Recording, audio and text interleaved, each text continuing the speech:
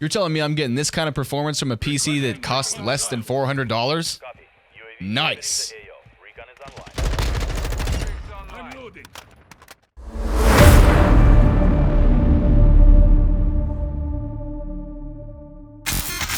What's up, guys? So the new Call of Duty Modern Warfare has dropped, and if you guys thought that you would have to spend a ton of money to like build a top tier gaming PC just to play it with a respectable frame rate, think again. I have a sub $400 budget gaming rig in the studio here, and it is able to play the new Modern Warfare at 100 FPS, and we're gonna fully review it so I can prove it to you.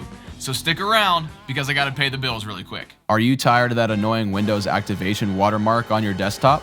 VIP URCD Key has you covered with fully licensed codes to activate your favorite games and software. Purchasing your key is super easy. All you have to do is click on the item that you want, click buy to add it to your cart. Once in your cart, you can now enter my promo code RAV20. After adding the promo code, you'll see your savings pop up, and you can then purchase your product with your chosen payment method. Finding and entering your Windows 10 CD key is super easy. All you have to do is go over to your user profile, find your purchase, and click View Keys and Codes to reveal your new CD key. Then all you have to do is go to Settings in Windows, click on Update and Security, click on Activation, and finally click on Change Product Key and paste your new key into the window and click Next. You'll now have a fully licensed version of Windows 10 with no watermark. Check the links in the description to start saving now. What's going on, everyone? Welcome back to the RA Visuals YouTube channel, where you'll always find high quality visuals and high quality tech. And today we're going to be diving headfirst into a pre-built PC from HP that I snagged on the Amazon Prime Early Access sale about a month ago. So I found the HP-TG01 you see here on a lightning deal for only $389.99 at the time, and for that small amount of money, you're getting an AMD Ryzen 3 5300G for the CPU and an RX 5500 for the GPU, which to my surprise is actually a pretty powerful 1080p gaming combo that can even play some of the newest games out there at very respectable frame rates. So I actually unboxed this PC live on stream with you guys, and for a pre-built that is this small, it was your typical unboxing, you know, the right amount of padding for a system that is, you know, this light.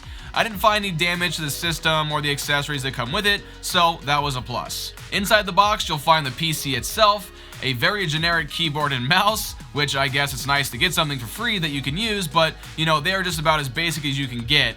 And lastly, you get the power cable for the system, which is nice because you'll need to turn the thing on. Now, I decided to completely strip this PC down and check out what we're working with under the hood. So before we do that, I quickly wanted to go ahead and comment on the outside of the case, because the case is very solid and has a ton of I/O on it that it comes with. So on the front, you have a power and reset button, a headphone and microphone combo jack, 4 USB 3 ports, a card reader, and a USB-C port. Also, good on HP for putting covers on these ports to stop people from using those instead of the actual inputs on the RX 5500 when setting the system up. That's a common mistake a lot of new PC users do, so good on them for doing that. And lastly, the case has a green LED on the front that lights up when you turn the system on, so if you hate green, well, just turn it off, I guess. So diving right into the specs of this PC, we have the AMD Ryzen 3 5300G for the CPU, sporting 4 cores and 8 threads, clocked at 4.0 GHz with a 4.2 GHz turbo and a 65 watt TDP, and it seems to have the exact same fan on top of it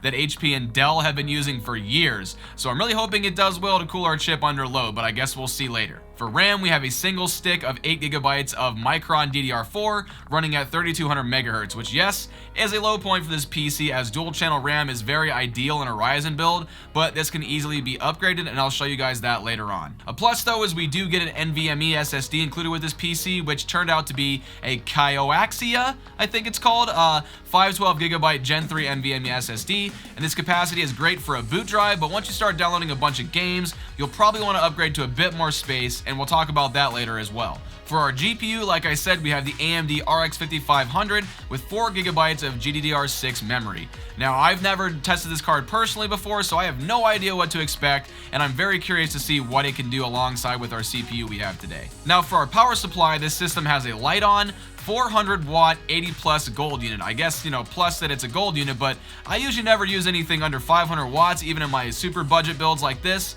But luckily, most everything in this build isn't super power hungry, so I believe it should work just fine. Additionally, the system comes with Bluetooth and Wi-Fi already built in, so no need to worry about extra dongles or Wi-Fi cards. Okay, so now it's about that time to go ahead and boot this PC up and see how everything works. So initial boot of this PC seemed to be very smooth, and everything seemed to be working as intended, which is great. So the PC does come fully activated with a version of Windows 11 Home, but unfortunately it does come with a bit of that HP bloatware, so I quickly, eradicated all of that, along with Microsoft Edge, and I switched that out for Google Chrome. And next I made sure to download the latest optional GPU drivers from AMD, which actually are required to play the new Modern Warfare 2 if you guys were wondering about that. And with all of that done, let's go ahead and test some games. Okay, so to kick off these benchmarks, we're going to start with CSGO running at 1080p high settings. And as you guys see, this PC is running this game beautifully. It is easily getting over 220 FPS here for a very smooth gameplay, maxing out my screen's refresh rate. And you can definitely see a couple of dips in the frame rate here and there as some of the things are happening on screen. But with an average FPS of about 215, you're going to be doing just fine. And next we're going to step into Rainbow Six Siege, once again at 1080p at high settings. And as you can see in the built-in benchmark, we're getting some really high frame rates here. Some dips of course when some really crazy effects and a lot of player models are on screen. But we were able to come out with an average frame rate in this run of 172, which is already really good. But if you look at my graph here, I actually ran the benchmark once before, and I got 20 points higher, or 20 FPS higher. I have no idea why this is, but it looks like it's going to be somewhere between 172 and 192. And next, we're going to hop into Fortnite, playing with pro settings with epic view distance on performance mode. Now, I chose performance mode because it seemed to run the best on this system versus DirectX 11 and DirectX 12, and I had no idea that this game actually kind of became a little bit harder to run, as I didn't see the insanely high FPS that I was expecting. But still, nonetheless, we are getting some really great numbers, giving us an average FPS through this run of about 110, 111, somewhere around there, which I think is totally fine because we're having a really smooth gameplay experience. As you can see right here, I'm not having any problem. Well, I'm having a little bit of problem hitting my shot right here, but I eventually get this guy right about there. There we go. And we're having some fun, so that's all that matters. And next we hop into Overwatch 2, playing at 1920 by 1080 again with AMD FSR on ultra settings, you guys. And we hop into the game here playing as one of my favorite characters, Zenyatta here, and I have such a good time with this character because I do like to heal people, but I also love that you can attack and do all these really crazy moves with this guy. And as you can see right here, I am just picking this team apart. Not only killing these dudes, but then I also end up helping my team out with a little bit of heals here too. And as you can see, we're getting a super smooth play experience with the FPS sometimes maxing all the way out to 144, which is my screen's refresh rate. And I was getting anywhere between usually like 115 to 144 FPS. And it really hovered around the 125 to 130 range. So I'd give it about an average of about 130 FPS. And in Apex Legends, playing at 1080p medium settings with a 96 FOV, we're seeing similar numbers. A little bit more of a dip in this game just due to certain situations and a lot of effects on the screen, but still some really great numbers here. As you can see with my team, I'm dropping in right here, and we're getting some loot and all that kind of stuff. So the numbers kind of fluctuate when you're doing this kind of thing, but once you get into like a fight and whatnot, you can kind of see where the numbers actually would fluctuate when you're in a battle, and the FPS numbers actually matter. So this is gonna go ahead and give you somewhere around an average of 110 FPS, with it easily being able to go up to the max of 140 in certain situations. So really great numbers here too. And yes, this PC will run Cyberpunk. I tested it at 1080p low settings preset, and we were able to get ourselves an average of about 72 FPS in the benchmark, as well as real world gameplay. So guys, yeah, this cheap of a PC, you can also play Cyberpunk with some really good frame rates as well, which is pretty cool. And now the game you've all been waiting for, the new Modern Warfare 2. So with a mix of about medium and low settings, I believe, it's on the recommended settings for the game with AMD FSR on at 1080p. This thing was actually getting a average of about 100 FPS, you guys. You guys can see that it fluctuates between like somewhere in the 90s to 100 FPS in my gameplay here. And guys, this is like, keep in mind, this is with a single channel kit stick of RAM. So This is kind of crazy that I'm seeing these kind of numbers in a brand new game. I honestly just can't believe it, because I was expecting this game especially to be like barely getting 60, you guys, but to be able to hit 100 FPS in this game is just mind-boggling. And I can only imagine what's going to happen when I decide to really quick upgrade to a dual channel kit of 16 gigs of RAM. All right, so the system is actually doing really well, as you guys just saw, but there are a few things that I would switch on it. So let's talk about what I would upgrade right away in this system. The first thing I'd upgrade, honestly, is that 8 gigs of RAM that I talked about before. So 8 gigs is not really the standard for most PC gaming anymore.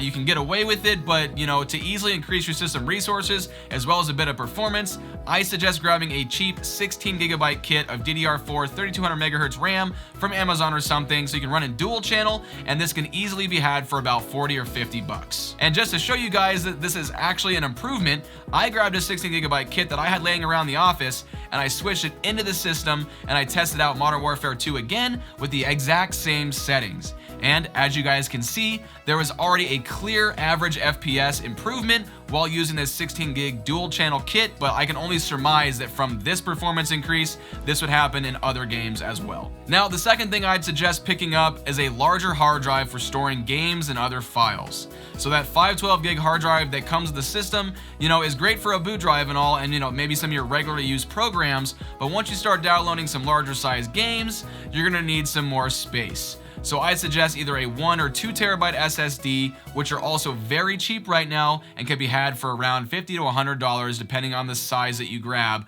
And Amazon actually has some really great options for you, including the very same one that I installed myself and the system as my games drive. Alright, so I hope you all are as surprised as I was with this machine, and maybe you have a bit more hope for a budget PC now as they become extremely more affordable and attainable again. So now the last thing I want to do is give you guys a few tips on the upgrade path you have with this PC, as this isn't like the usual Optiplex or HP whatever that we have on this channel that you basically can't upgrade it anymore. That's right, you can actually take this build even further later down the line if you want to. So starting with the processor, since we already have a Ryzen 5000 series chip installed in it, you should be able to drop in another 5 series chip like the Ryzen 5 5600G for instance, or even the Ryzen 7 5700G if you wanted to. Next, you can also upgrade the GPU in this system, but you will be limited a little bit by the space in this mini tower case. So I measured it and you'll have a max of just over 10 inches of clearance to work with, so you'll really have to check the card and plan the upgrade and make sure it meets this size requirement. And along with the GPU, you may need a bit more power, so you may have to do a power supply upgrade so that your system has enough headroom to power the new card that you decide to go ahead and get. Or even maybe your CPU as well if you decide to do that alongside it. So this case looks like it's actually built to accept standard size power supplies, even though the one that comes with it is an SFF sized unit, so that's pretty cool. Okay guys, so that's about it. I am personally blown away with how great of a budget gaming experience I got from this little system, and it was really fun to play around with this for a week and just kind of get into the shoes of a budget PC again. And I don't regret a second spending my own money on it to show it to you guys. But that's just my opinion and I want to hear yours, so down in the comments below, make sure you tell me what you think of the system and if you guys would consider getting it. Or you know what, go down there and just say hi, because sometimes I get a little lonely and I miss all you guys. But anyway, as I said before, links to everything will be down in the description below. And if you guys could go ahead and go down there as always and like the video and hit that subscribe button with the notifications on if you haven't already, because I know a ton of you do watch my videos and probably aren't subscribed, so just go ahead and do it, you guys. It's free and you may learn something in the next video that you see. Anyway, have an awesome day and I'll catch you next time.